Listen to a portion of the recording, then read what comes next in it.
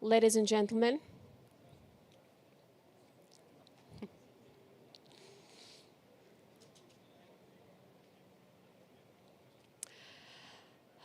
it is my delight and absolute pleasure to welcome everyone to this very important session about the emerging world-class legal and dispute resolution ecosystem in Uzbekistan.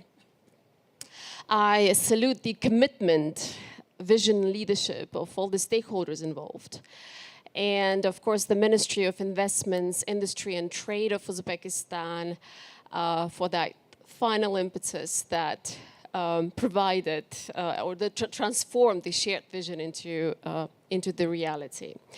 By way of background, Uzbekistan as a country has already made significant strides to put itself on the global map as an investment and business-friendly jurisdiction. It has adopted the state-of-the-art law on international arbitration, which provides access to leading judges or arbitrators from all over the world to resolve investment and commercial disputes. The UN Commission on International Trade Law, or UNCITRAL, has officially recognized Uzbekistan as a model law jurisdiction, which sends a very strong message to foreign investors about the quality of Uzbekistan's legal framework. Uzbekistan established Tashkent International Arbitration Center, or TIAC, and TIAC is being increasingly chosen as a neutral forum for the resolution of disputes, not just involving the US nexus, but also the Uzbek nexus, but also involving disputing parties from wider CIS, Middle East, and Asian region in cases with no connection to Uzbekistan. This is again a rather important signal that foreign businesses trust TIAC and the arbitration court framework that it offers to foreign companies.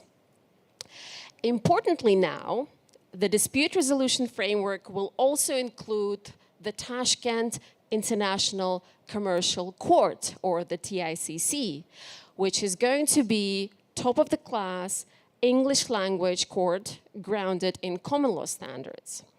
The creation of the TICC reflects how this is really about adding to the menu of dispute resolution options, especially for complex and sophisticated international disputes with procedures and language that is familiar to foreign investors. And when we say procedures and language familiar to foreign investors, we mean procedures modeled around common law and English as the language of the proceedings. Let me now turn to our stellar panelists. Marianne, we are absolutely privileged to have you on this panel as a former EBRD General Counsel and the lead consultant on the project of establishing the Tashkent International Commercial Court, or the TICC. We're sure that you know better than anyone else what investors want in terms of access to an efficient dispute resolution framework. So tell us more about the TICC, its constitutional law, which has been some time in the making and is yet to be adopted soon.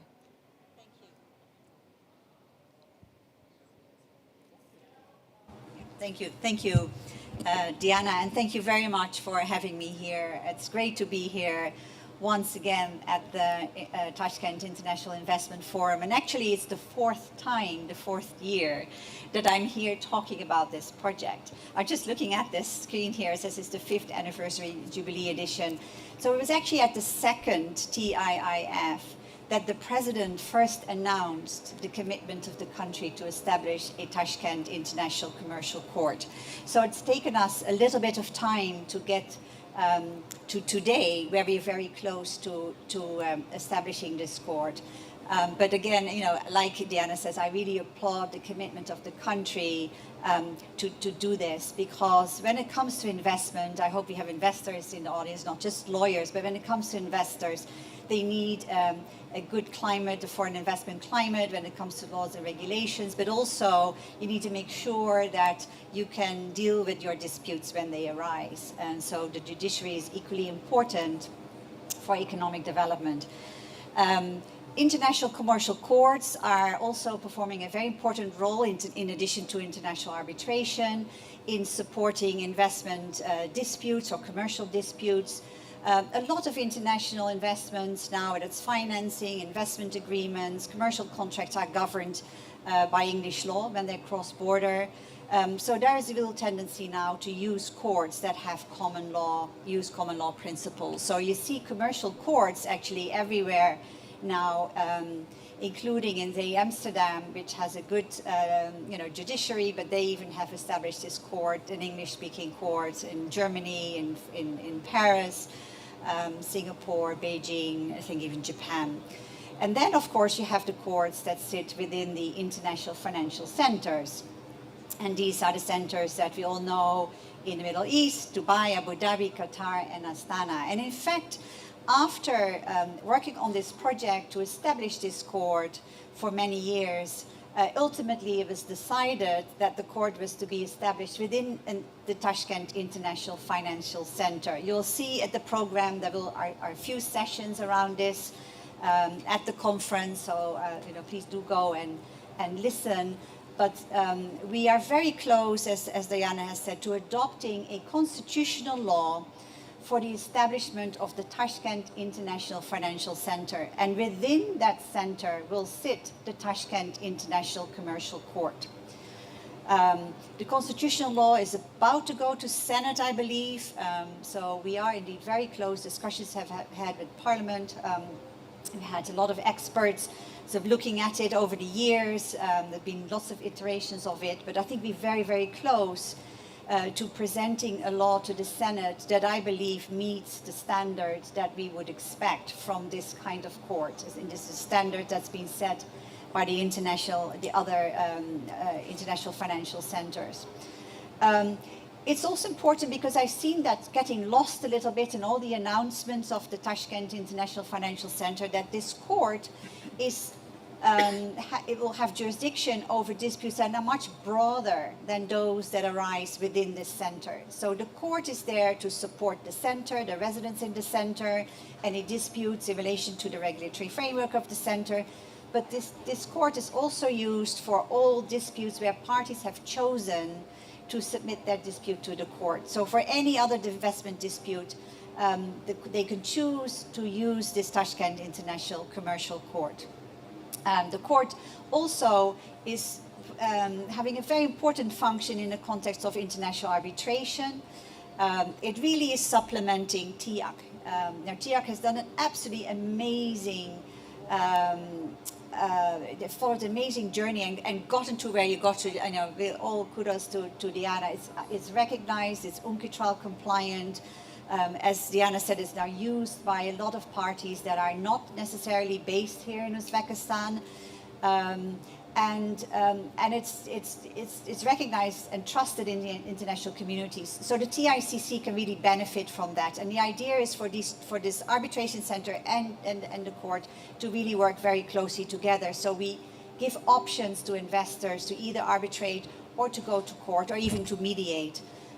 Also, the court will perform a function when it comes to disputes in relation to arbitration agreements, where the seat of arbitration is within the center or parties have chosen to use this court. So its function is much broader than just being the court for this financial center. So very pleased that after all these years we got to this point, and the commitment.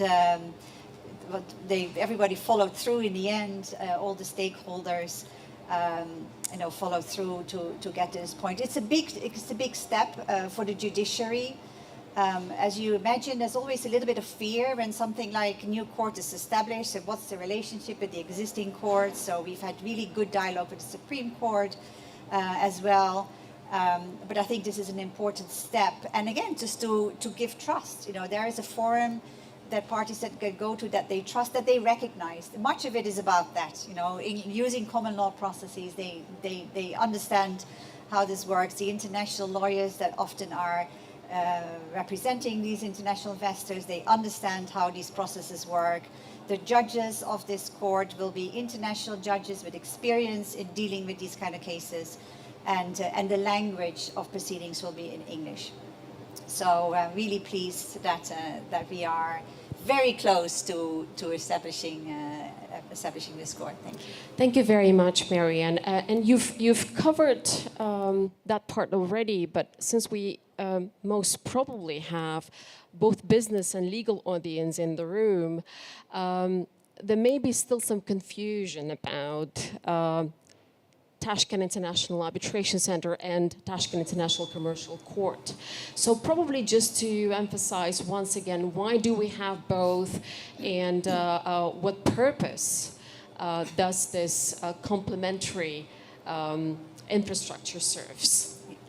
So we have both because to give options. We want to give options to investors to either arbitrate and use arbitration proceedings when they have disputes, or to go to a court. There's benefits of one over the other.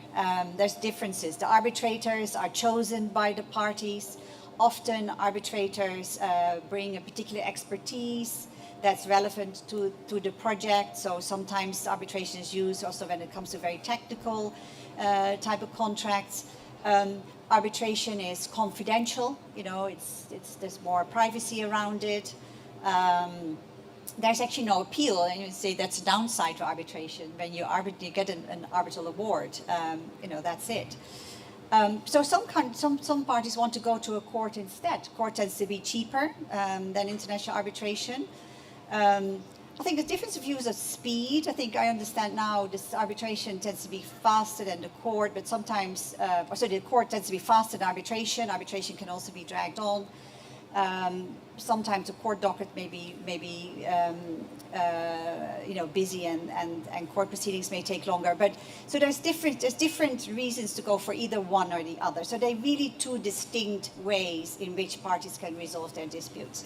And it is all about providing the options, in addition to providing the support to our international arbitration, where disputes arise in the context of arbitration. Say the parties have disagreement about the election of the arbitrators, or they want to have some interim measures that they take. They have to go to the court. And if you arbitrate in a country, you have to go to the court in that country. So to have the TICC here to support arbitration proceedings, where TIAC is involved, is also very helpful. And another important role of this court is to recognize and enforce arbitral awards, international arbitral awards, and that's a very important function as well.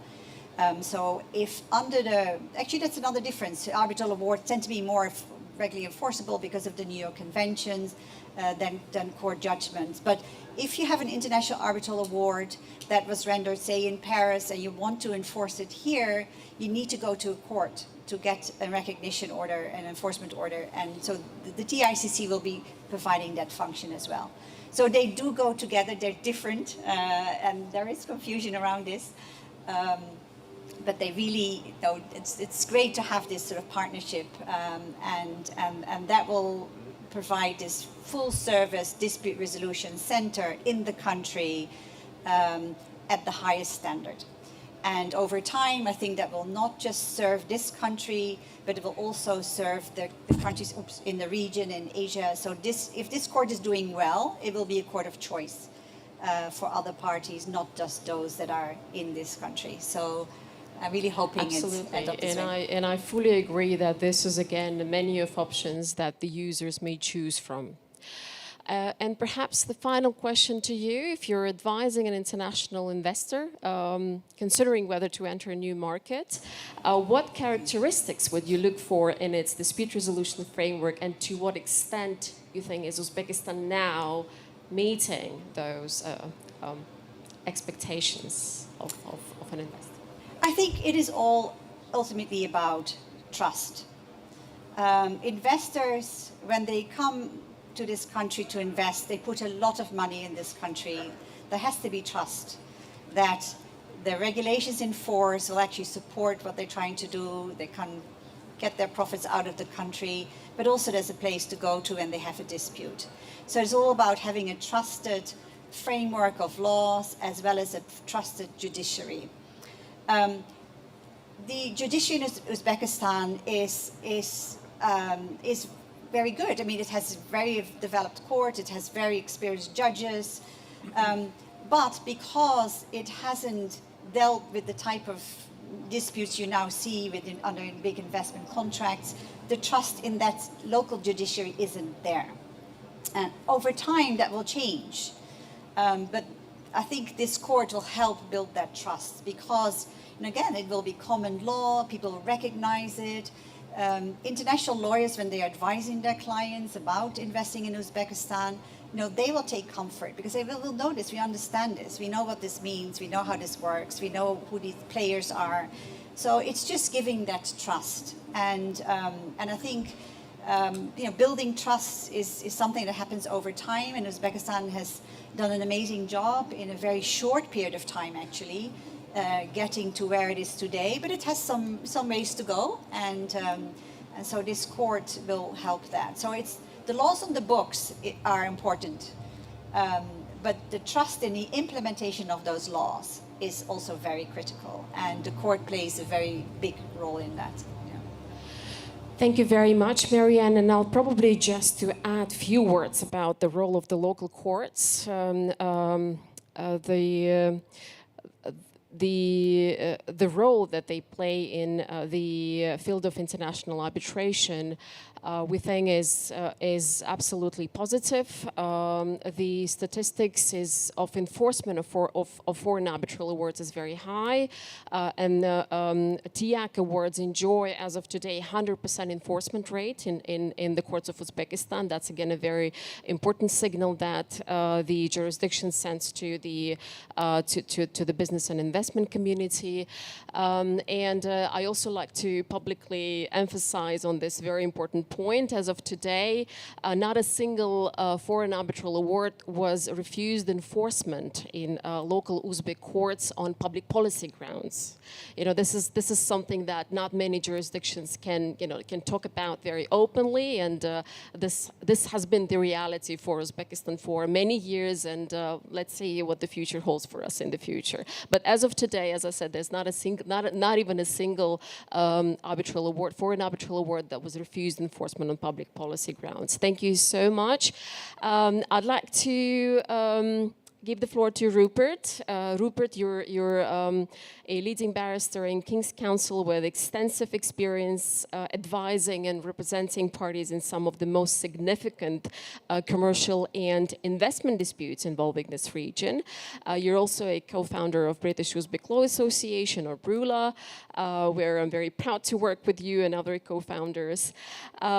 Through your work on major international disputes, you have seen firsthand what investors and multinational companies value when it comes to legal certainty and effective dispute resolution and protection of their rights. And ultimately, we know that parties want not just a fair decision, they want an enforceable decision. So how important, in your view, is the enforceability of judgments and arbitral awards in investment decisions? So first, Diana, thank you for your kind words and warm introduction. Secondly, I also want to commend the fantastic work that Marianne has been doing on the TICC project over the past 4 years. I remember when the project was first mentioned, and Marianne and I had some discussions about it, I think 4 years ago. And I did wonder whether it would ever get off the ground and would ever become a reality, but it now looks as though... Okay. It now looks as though through her diligence, it is going to become a reality. And I've looked at the draft law briefly over the weekend, and it's very progressive, it's very liberal, and it seems to me to be very investor friendly. Let's hope it is enacted in law in something that reflects this current draft, but it's certainly a very positive sign. To answer your question on enforceability, the answer is that certainly enforceability has a very important role to play in investment decisions. Clients are interested, investors are interested in two things above all when a dispute arises. Am I going to win? And if I do win, am I going to get my money? The enforceability of judgments and arbitral awards is particularly relevant to that second question. Am I going to get my money? And the answer to that question depends not just on whether your opponent has the assets to meet a judgment or an arbitral award, but also whether that judgment or arbitral award is going to be enforceable where the assets are located, where the assets of the counterparty are located. In other words, will it be recognized in the countries where those assets are held? Now, a well-prepared investor is going to consider all of these issues carefully before deciding to invest. It will analyze the location of the counterparty's assets, sometimes with the assistance of forensic investigators as part of a pre-investment risk assessment. And then following that, it will look to insert into its investment contracts a dispute resolution mechanism that is most likely to result at the end of the day in an enforceable judgment or award. So yes, enforcement is always a critical issue for investors, or at least it should be. Thank you. And if enforcement is indeed such a critical consideration, it naturally raises a question of what jurisdictions can do to strengthen confidence in that area among international investors and businesses. So what, in your opinion, should jurisdictions focus on to build confidence of investors and businesses in this area? Well, I'm going to pick up on something that you mentioned in your introduction just now, which is public policy. A common concern of investors when enforcing arbitral awards, in particular, is the application of the public policy defense to enforcement claims. Now, most enforcement claims are brought under the New York Convention for the Enforcement and Recognition of Foreign Arbitral Awards, which Marianne has mentioned, and that provides a limited number of defenses to enforcement claims. One of them is that the recognition or enforcement of the award will be contrary to the fundamental public policy of the country where enforcement is sought. But public policy is all about preventing actions that are damaging to the society at large in the country of enforcement. So the issue then becomes whether enforcement would have that effect. How that's interpreted and applied is left to each country, and particularly to its state courts, to decide. And it can differ substantially from country to country. And I was really interested to hear what you've just said, that there is no example as yet of the Uzbek court having refused to enforce an award on public policy grounds, which is very good news. And attempts were many, just for the record. Attempts were there to set aside the words on public policy grounds. All the more significant, all the more significant. The more widely the public policy principle is applied, the more uncertainty that creates for investors about whether a future award is going to be enforced and whether, therefore, their commercial interest and their investment is going to be protected in that country. Thank you, Rupert. And we know that many countries have already undertaken very ambitious reforms, judicial and dispute resolution reforms over the past decades with, very diverse degrees of success. And looking beyond our region, there may be some valuable experiences that can inform ongoing efforts to strengthen dispute resolution frameworks. Are there any lessons that we can learn from other jurisdictions? I think two in particular. One I've just mentioned, the narrow application of public policy. Countries that are considered to be arbitration friendly and investor friendly will apply public policy in a narrow way. So it's a great message to send to investors. But also in context of enforceability,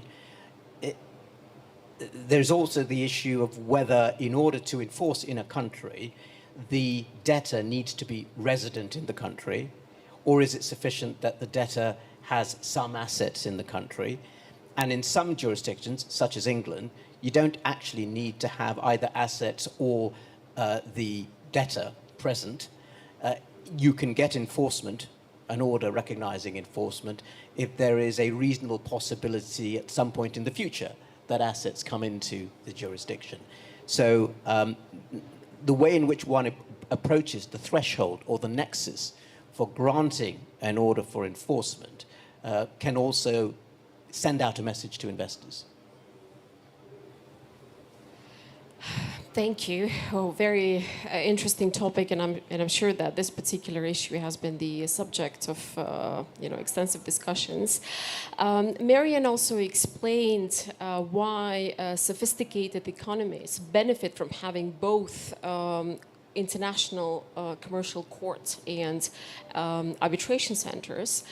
So Uzbekistan has built that with TIAC and TICC. So from the perspective of counsel representing parties in high-value disputes, how do clients decide whether to litigate before an international commercial court such as the TICC or arbitrate before an institution like TIAC? And what factors tend to drive that choice? Enforceability is undoubtedly the biggest factor. There are more than 170 countries that have recognized the New York Convention. So that means that an international arbitral award will be enforceable in each of those countries, subject to the narrow defenses set out in the convention. And the enforceability of a state court judgment in another country, however, often depends on whether there is a bilateral treaty between the country where the court judgment is issued and the country in which it is sought to be enforced. And very often that's not the case. So that narrows down the possibility of enforcing court judgments quite significantly.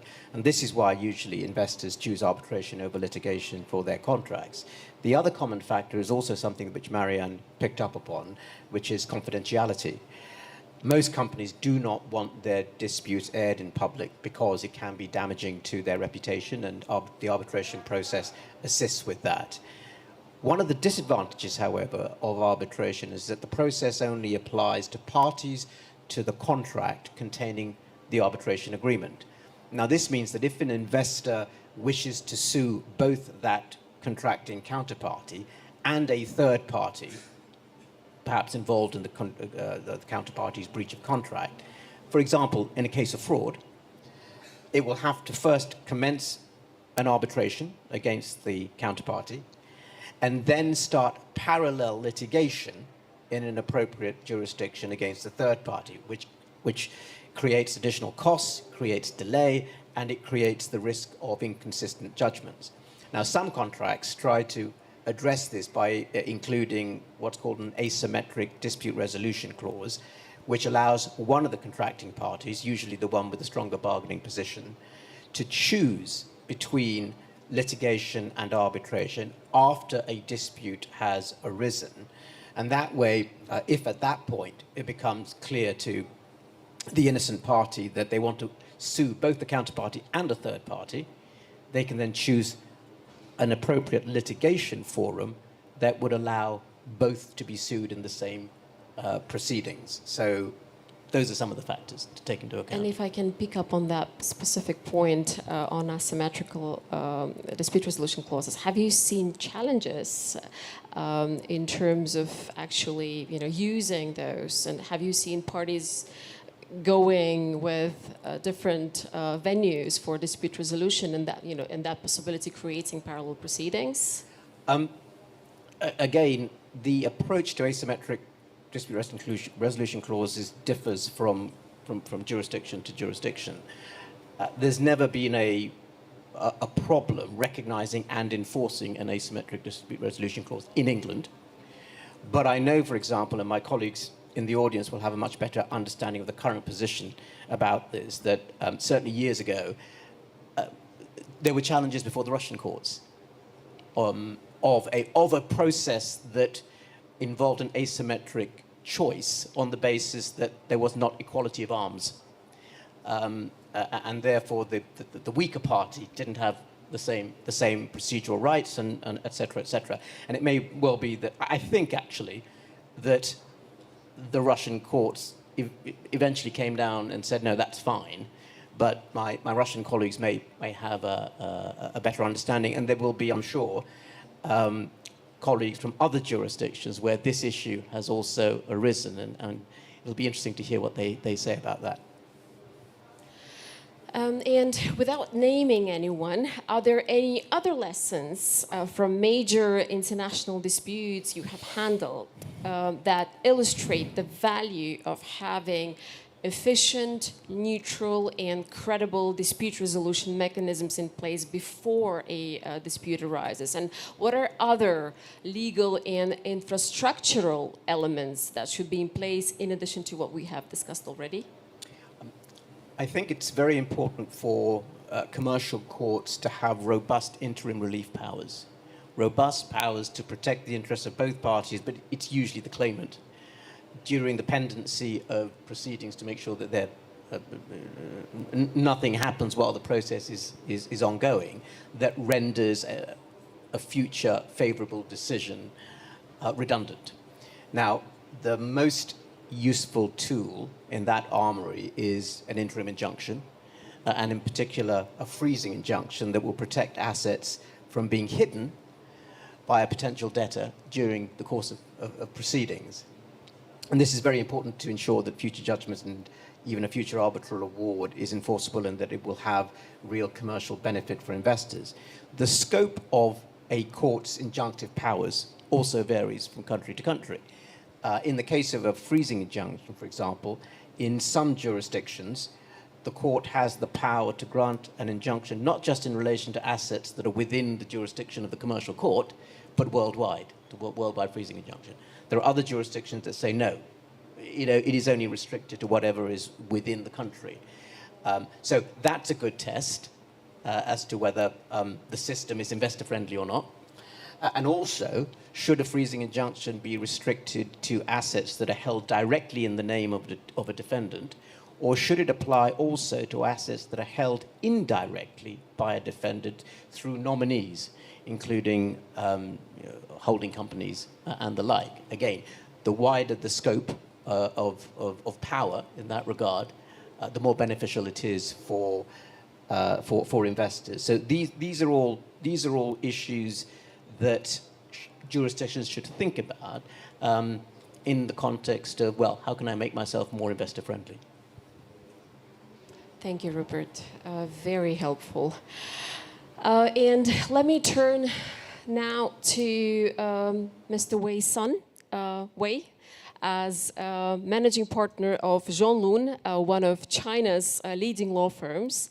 You have acted as counsel and sat as an international arbitrator in a wide range of commercial and investment disputes involving state and state-owned entities. And we have spoken extensively today about commercial disputes, but there's another category of disputes that may arise in the investment context.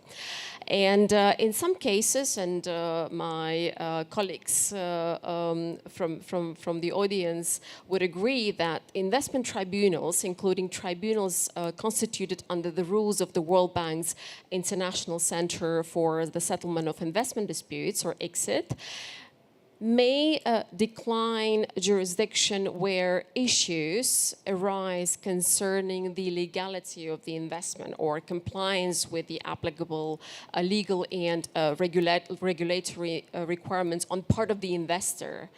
And we understand that you have been exploring an innovative approach involving the TICC and TIAC to address that potential jurisdictional gap. So can you kindly explain the type of disputes that may fall into this category and why such a gap arises? Thank you, Diana. We can start from a recurring situation in investment arbitration.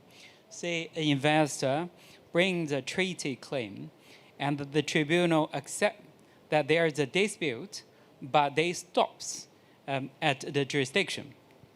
It never decides the merits. So the investor has no treaty award, and the host state may have avoided treaty liability, but a substantive legal problem still exists. So this is the situation I call the jurisdiction gap. This gap can arise in three common ways. The first category concerns the legality of investment. For example, a foreign investor gets a concession through a local agent who bribed government officials. And then if the case goes to ISDS, the host state will bring about the corruption defense. The tribunal could find that the investment violates the local law, so the investor cannot get a treaty protection. That result may be justified. Investment law should protect the lawful investment, not investment obtained through corruption. But the finding of no jurisdiction does not answer all legal questions. The project may still involve assets, public funds, lenders, contractors, minority shareholders, and there may be questions about the contract validity, restitution, asset recovery, unjust enrichment, or the consequences of investors' non-compliance. So the treaty claim may stop, but the legal consequences remain. The second category concerns narrow treaty consent. So many early generation BITs allowed arbitration only for dispute concerning the amount of compensation for expropriation. This is a very narrow form of consent. It may allow the tribunal to decide the amount of compensation, but not whether an appropriation occurred, whether it was lawful and unlawful, whether the state breached other treaty standards. For example, the China-Mongolia BIT 1991, the China-Uzbekistan BIT 1992, and also China-Ghana BIT. All of them are limited to dispute concerning the amount of compensation for expropriation. So in such a treaty, an investor may have a serious project dispute, but the treaty arbitration clause may cover only a limited part of it. The third category concerns the temporal jurisdiction. Say a treaty may enter into force after an investment was made or after the dispute had already arisen. Some treaties protect pre-existing investment, but exclude the dispute that arose before the treaty entered into force. For example, in the China-Belgian case, the investors rely on 2009 China-Belgian BIT. The tribunal held that the treaty could not apply to dispute that had already arisen before it entered into force. The investment continued, but dispute was considered too early for the treaty. So these three categories are different: legality of investment, narrow consent, and the temporal jurisdiction. But they create a same practical result. The treaty tribunal does not resolve substance of the dispute. Then the investor may be pushed back to the domestic court. Concerns may arise regarding domestic judicial's expertise, neutrality, and so on and so forth. So that is the gap a host states try to fill. Not by expanding treaty jurisdiction, because it's too difficult, but by creating a more credible domestic forum through institutions such as TIAC or TICC. This is the gap a host states may try to cure through institutional design. Very innovative and I think very relevant to today's discussion. So how the TICC and TIAC framework could provide parties with an effective avenue for resolving this type of disputes or the remainder of the disputes, and what do we need to do exactly to implement those? this is where Uzbekistan can be innovative and pioneering. This idea is more specific, where treaty arbitration cannot proceed because of a jurisdiction barriers. So Uzbekistan can provide a credible fallback forum for investor-state dispute through TIAC or TICC. Uzbekistan can create open offer in his investment legislation. By open offer, I mean a standing offer made by the state through law. The law may say that where an international investment tribunal declines jurisdiction, an eligible investor may submit defined investor-state dispute to TIAC arbitration or TICC. The investor would not be forced to use that route, but if the investor files the claim, the state's offer is accepted, the jurisdiction is established. This legislative model is not entirely unfamiliar.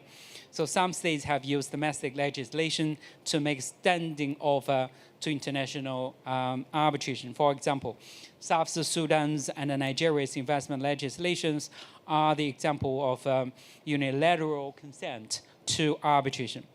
But Uzbekistan can go further. I mean that it can design a more targeted mechanism, not general consent to all investment arbitration, but for remedial gateway for cases where treaty arbitration has failed at the jurisdiction stage. To make this work, the law should define at least 4 points clearly. First, who is eligible to use the mechanism? Second, what type of dispute are covered? Third, what remedies are available? And fourth, which I think the most important part, is how the mechanism interacts with the treaty arbitration, domestic court, TIEC award, and the TICC's judgment. So the institutional side is equally important. TIEC would use a strong international credibility if it is to hear those disputes. And that means experienced arbitrators, transparent rules, efficient procedures, and clear rules for investment-related disputes. And TICC also matters. His value depends on the independence, internationally experienced judges of diverse nationalities, appropriate use of a procedure, and enforceability of his judgment. So the relationship between TIEC and the TICC should be clear. TIEC can provide arbitration, and the TICC can provide court-based remedies, interim measures, enforcement support, and opt-in jurisdiction where appropriate. So the key point is neutrality. Investors will not use a domestic remedy simply because it exists. They will use it only if the forum is independent, professional, predictable, and enforceable. Thank you very much, Wei. And probably just the final question, why do you think it is important from the rule of law perspective to not to leave that legal vacuum? Yes. For rule of law perspective, the importance of highlighted the importance can be highlighted from different points of view. First of all, this matters for investors. If a treaty tribunal cannot hear a case, the investor should still know whether there is a credible legal route for the remaining disputes. It also matters for the host states. A finding of no jurisdiction may avoid treaty liability, but it may leave unresolved issues about public assets, investor non-compliance, project consequences, or third-party interests. So a friendly investment environment should be able to resolve all those issues through law. So that is a more complete form of investment protection. It's also more sophisticated form of host state rule of law. So that's my idea. Thank you very much. We'll come to that, Andrea.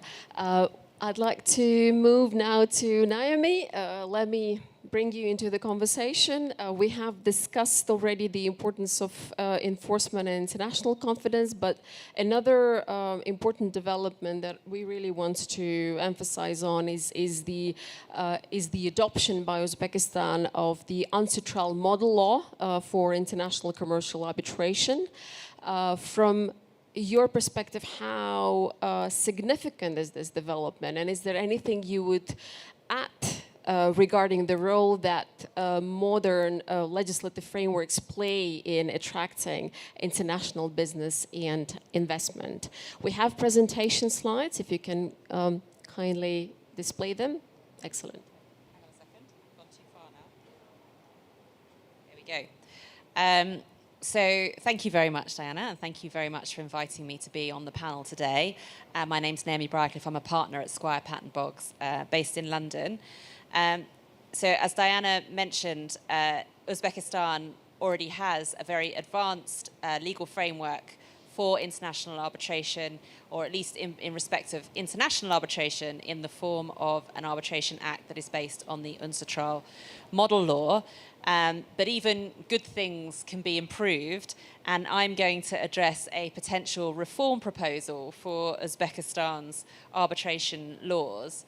Specifically, I'm going to address how Uzbekistan could further improve its arbitration ecosystem by moving from a dualist arbitration framework to a unified arbitration framework. Now, I'm going to start by explaining what those terms mean. I don't blame you if you don't know. They are quite academic. So, in short, a dualist model is where you have a legal framework for international arbitration that is separate from the legal framework for domestic arbitration. And I'm going to explain, and in the unified framework, typically, there is no different treatment or very little difference in treatment accorded to the two different types of arbitration.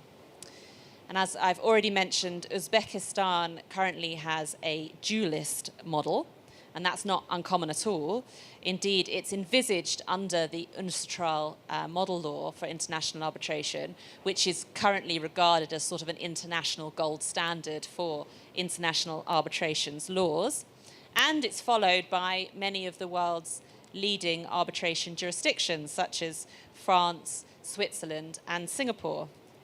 But a dualist model can lead to confusion on the part of arbitration users and give rise to unnecessary procedural debates about what law should be applied and whether a particular dispute has been decided properly. Now, I understand that hasn't arisen yet in Uzbekistan, but to the extent that there is a dualist system, which there is, the possibility is there.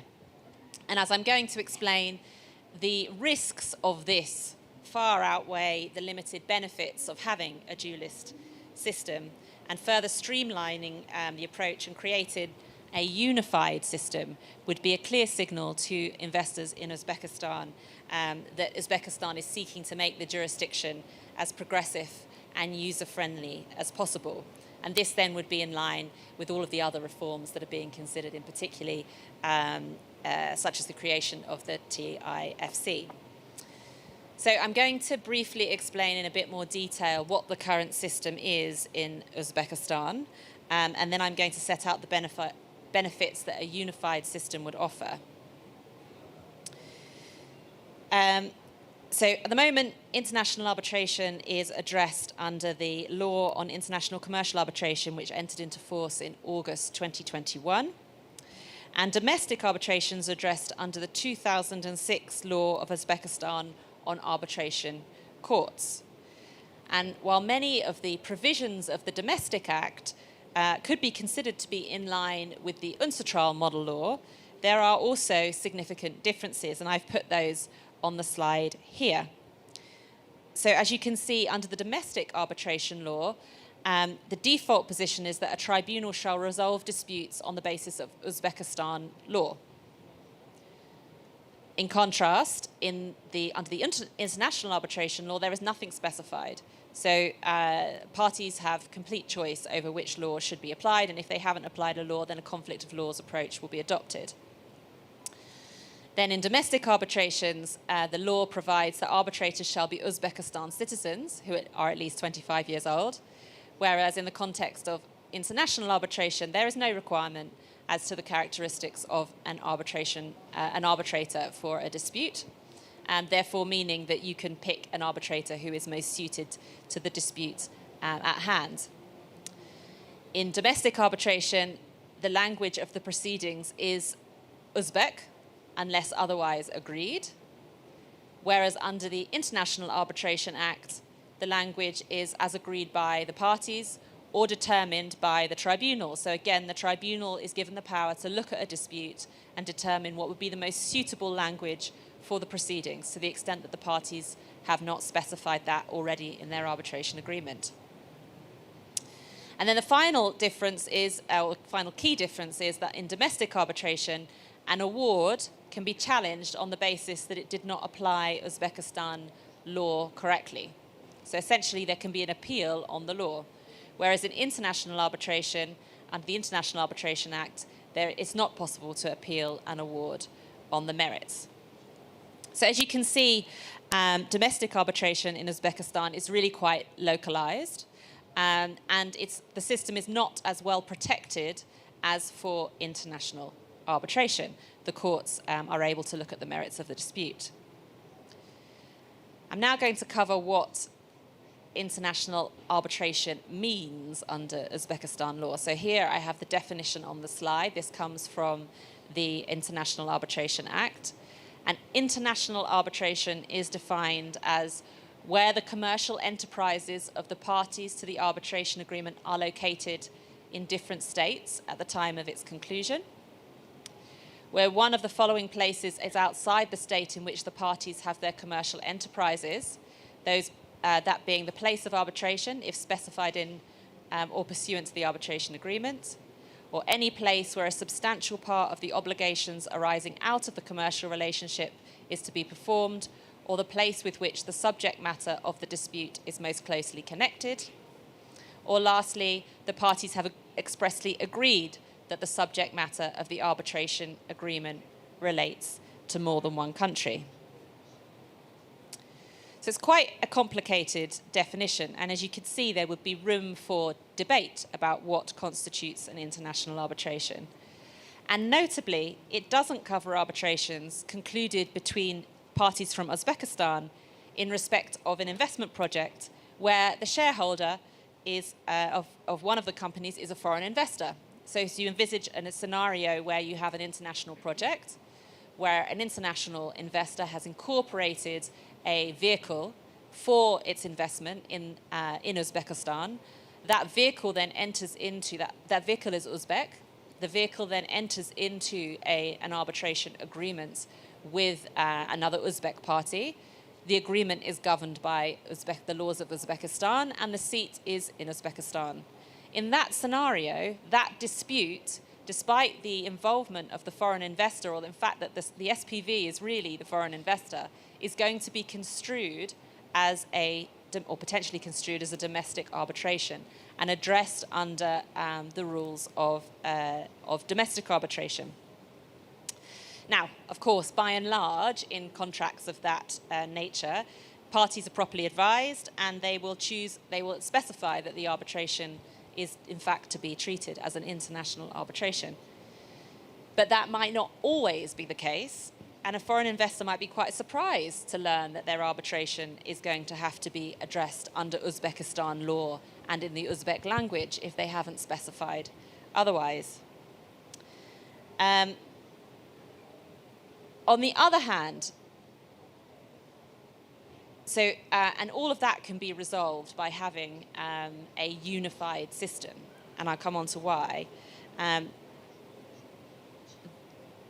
There are very limited benefits to having the domestic system because all of those aspects, if you were to have two Uzbek parties that wanted their dispute to be resolved under Uzbek law and using the Uzbek language, could be chosen by those parties if they were to become before a tribunal. So, recognizing this, a number of jurisdictions have moved towards having a unified arbitration code.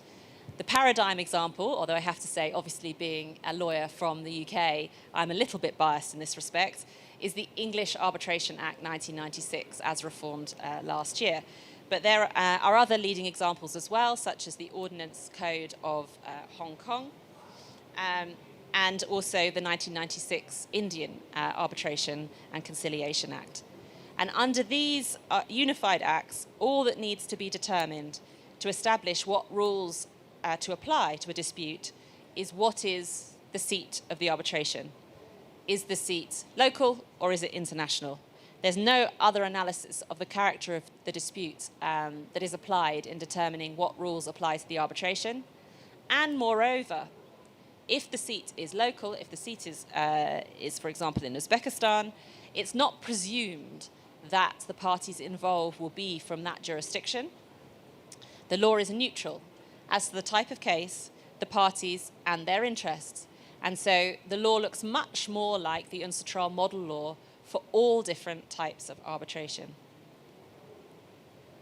So my proposition that for reforming, a potential reform for Uzbekistan to make it more investor-friendly would be to move away from the dualist system of arbitration towards a unified system, which would lend efficiency and legal certainty as to how disputes are, how arbitrations are to be resolved.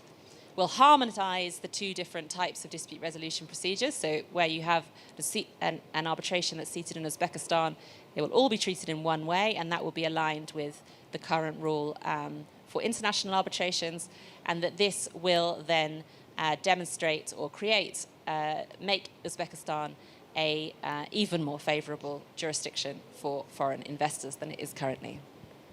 Thank you very much. And looking at other jurisdictions, what role can domestic arbitration reform play in building a successful international dispute resolution hub?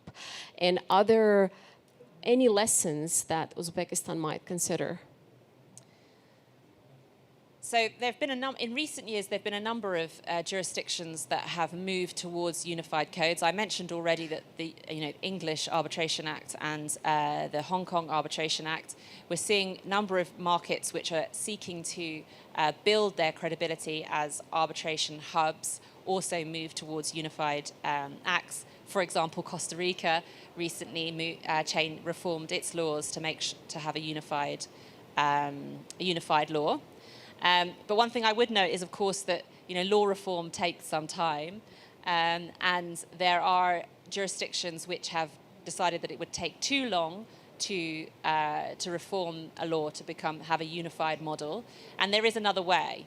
And the other way would be to reform the domestic law only and bring that more into line with the international law. And that's something that, for example, Singapore has done. Singapore maintains a dualist system. They have a law for domestic arbitration, they have a law for international arbitration. But the domestic arbitration law looks very similar to the law for international arbitration. Again, it doesn't seem to presume that the parties to a dispute will necessarily be Singaporean. Nevertheless, in Singapore, there is still the issue of the definition of an international dispute, and that could give rise to issues. The way that it has been addressed within Singapore is to strengthen the national court's understanding of what constitutes international arbitration in order to be able to support the dualist system, which could be a solution here, particularly with the advent of the TIFC. Thank you very much, Naomi. This has been, again, also very relevant to the discussions we have had with our colleagues. And our really view is to consolidate these two regimes and the benefits, you've mentioned them already. So thank you so much for your expert recommendations.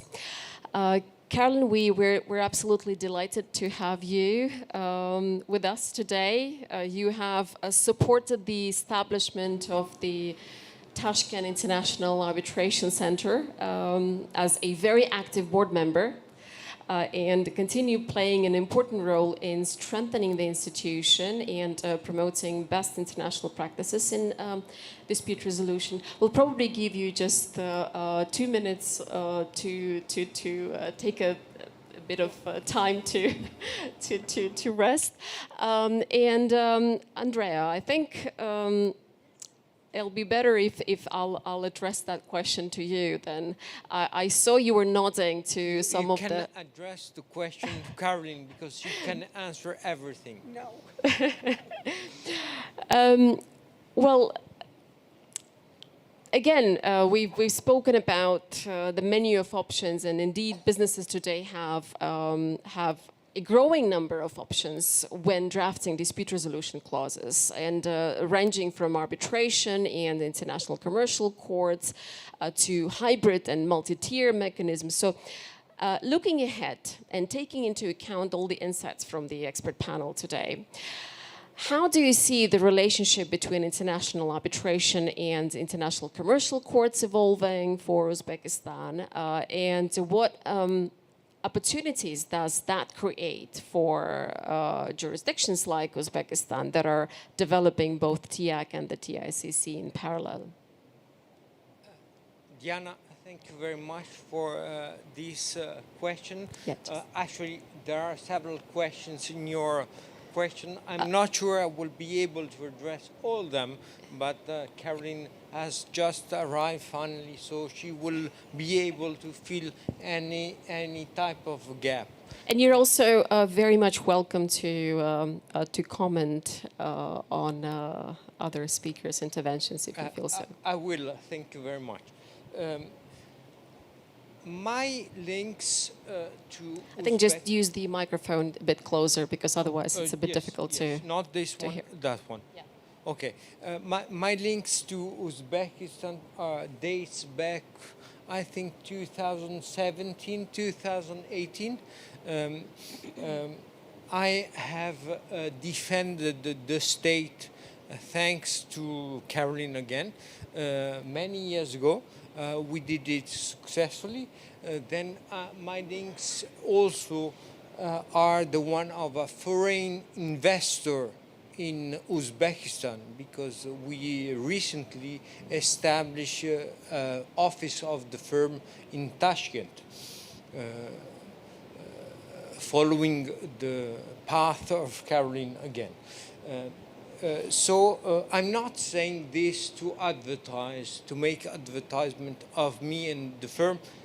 This is important for what I'm going to say now, because I have experience in Uzbekistan, and I think you should not change anything. I've heard that the word reform many times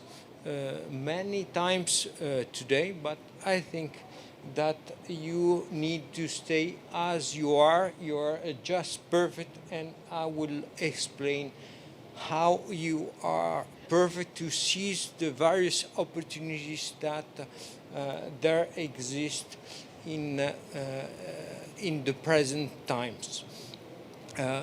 My practice, the practice of the firm, is dispute settlements, and especially international arbitration. We represent a very different type of litigants, but mainly also states, not just investors. I heard today in the panel that the investor point of view was taken by the vast majority of speakers. I will also take the state point of view. The state point of view is very particular, needs to be taken into account. It's not a secret. My firm represents some states including Russia, the Russian Federation, Venezuela, but Caroline does it as well. And these states face today, and their population face today, an important set of sanctions. These sanctions prevent some seat of arbitration, some countries, to be neutral to them. It's not a secret to say that for Russian parties or for Venezuelan parties, but many other countries are concerned. Paris is no longer neutral. Stockholm is no longer neutral. This can be said for London. I'm sorry. This can be said for the United States. And this can be said for Switzerland, for Geneva, for example. So the normal seat of arbitration are not neutral any longer for some type of litigants, and notably for some type of investors or for some type of states. And neutrality is of utmost importance for international arbitration. The question is to know whether Uzbekistan is able, without any reform, to replace this famous, traditional, classical seat of arbitration. And the answer is clearly yes.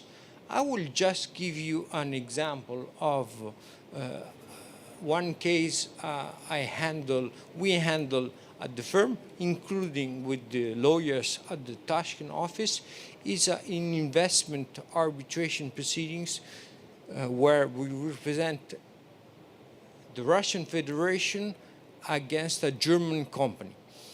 The name of the German company is not a secret, is not confidential, is Wintershall. There are two arbitration proceedings.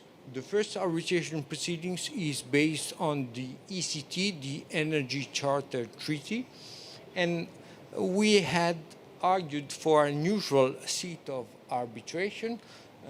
After long discussions with the arbitral tribunal, the seat of arbitration was set at Dubai DIFC. We have a second arbitration proceedings. The second arbitration proceedings is on the basis of the BAT between Germany and the Soviet Union, Russia now, with a limited jurisdictional clause. It was mentioned before by my colleague. And we also argued the need for a neutral seat of arbitration, and the tribunal, the arbitral tribunal, eventually decided to determine the seat in Panama City. These two seats of arbitration, the IFC and Panama City, have no experience whatsoever in investment arbitration. We would like to be able to propose Uzbekistan. We have proposed several. Uzbekistan, is Tashkent a good seat of arbitration for this type of cases? My answer is clearly yes. This is clearly a neutral seat. It's not unfriendly, as the Russian calls them.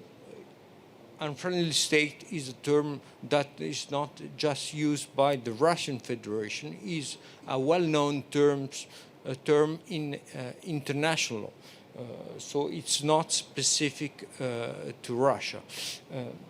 Yes, Uzbekistan is clearly a non-unfriendly state. It's not friendly to Russia, it's just neutral. It has not applied sanctions against the Russian Federation and its citizens. It's clearly seen neutral by a litigant and can be seen as neutral by Western countries as well. So I hope that soon, instead of Panama City and DIFC, we will find arbitral tribunals brave enough to fix the seat of arbitration in Tashkent. And the infrastructure is there. You have your center, Diana. You have also soon the commercial court. Just one hope, in the commercial court, do not only appoint English judges or retired English judges, because the issue of neutrality and the need of neutrality, when you only have a choice between just English or Australian judges, it comes again. There is a new issue of neutrality. So you need, when you choose the judges that will sit in the International Commercial Court, to find some diversity and not limit yourself to English retired judges. Thank you. Thank you, Andrea. There's definitely learnings from what you have said to us. There's definitely an ambition for Tashkent and for Uzbekistan to become the preferred seat, neutral seat for international disputes. Point taken. Thank you so much. And last but not least, I'd like to give the floor to Carolyn. As I have already mentioned, we are very grateful for Carolyn's active support as TIAC board member.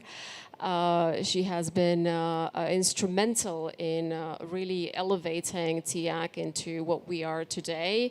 Carolyn has extensive experience dealing with disputes from this region and representing the government of Uzbekistan. As a partner at White & Case, one of the world's leading international law firms, you have advised and represented governments, state-owned entities, and investors in some of the most significant investment disputes around the globe. And this really gives you a very unique perspective on the challenges that states face in attracting investment while managing legal and regulatory risks. Anything that you would like to add on the topic of the panel, taking into account that we are really about creating the dispute resolution ecosystem with TIAC and TICC complementing each other? Right, thank you very much. I'm delighted to be here. My apologies for being late. I am chairman of the board of the American Uzbek Chamber, which are all the major investors in Uzbekistan. So I hear from the investors, and I just took a group of them to meet with the president. And unfortunately, I just couldn't get out fast enough to come. But I know the investors' concerns well, and I know the state's concerns well. All are interested in the rule of law being applied, due process, and non-political decision-making.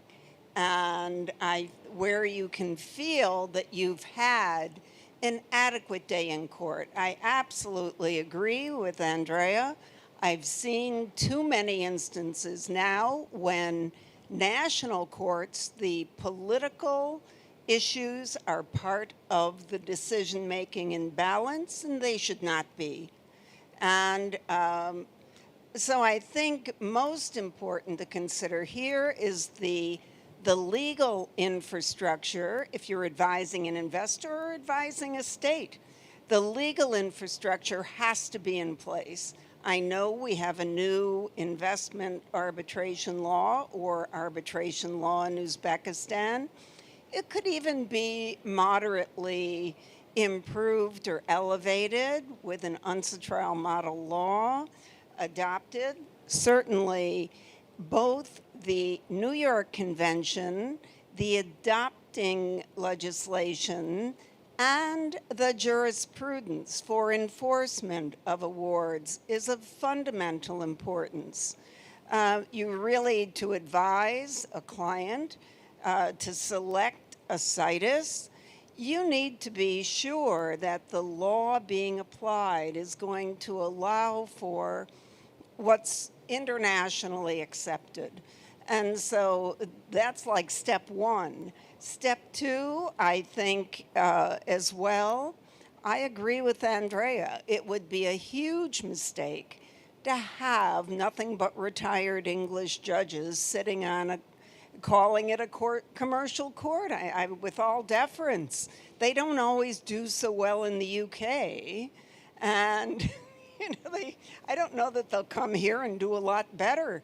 You need a variety of course who are regionally sensitive, who appreciate both civil law and common law, know what the international precedents are, and if you feel a need to select that on behalf of the state or the investor, you need to be comfortable with what you're getting. But I don't know that I would abandon entirely the selection of Uzbek courts. What I think needs to go on is a lot more training for the judges, and ICA can supply it, training on New York Convention enforcement, training on UNCITRAL standards for the set-aside of an award, etc. So I think there's a lot to be done on both sides. I couldn't just provide a rubber stamp for saying, yes, it's a great thing to create this commercial court. The question is the law to be applied, the procedure to be applied, and, the decision makers. So I think we need a bit of a debate here before it is perfect. Well, I think we are almost on time, unless other panelists have any other insights or questions or any further comments on every other speaker's intervention. But other than that, thank you so much, everyone, for your comments. And we are absolutely delighted to have you all today. Thank you. Thank you so much.